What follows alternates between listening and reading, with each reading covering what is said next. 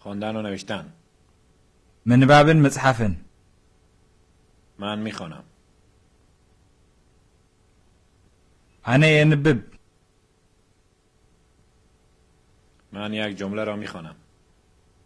أنا حدا فيدال ينبب. من یک نامه را میخوانم. أنا حدا قال ينبب. من یک کتاب میخوانم. أنا حدا ملو حساب ينبب.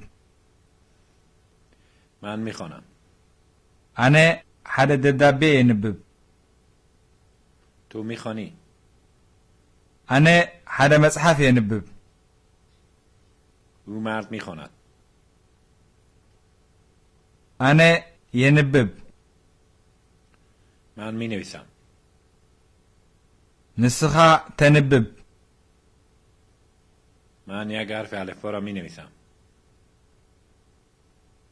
نسو ينبب. من یک کلمه را مینویسم. أنا اصحف.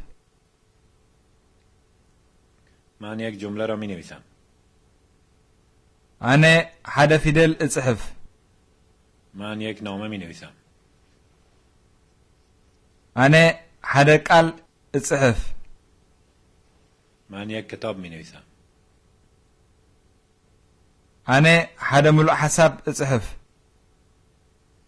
من مینویسم. أنا حدا دبدابي اصحف. تو مینویسی. أنا حدا مصحف اصحف. او مرد مینویسد. أنا اصحف.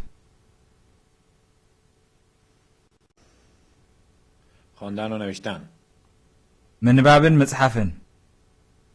من میخوانم.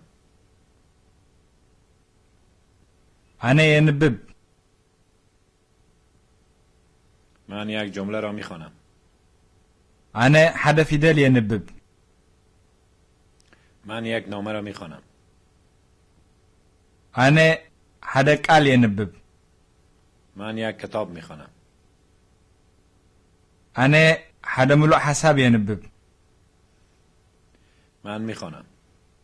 أنا حدا دبدابي ينبب. تو میخوانی. أنا حدا مصحف ينبب. او مرد میخواند. أنا ينبب. من مینویسم. نسخة تنبب. من یک حرف الفبا را مینویسم. نسو ينبب. من یک کلمه را مینویسم.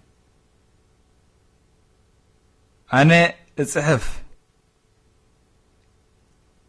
من یک جمله را مینویسم. أنا حدا فيدال اصحف. من یک نامه مینویسم. أنا حدا قال اصحف.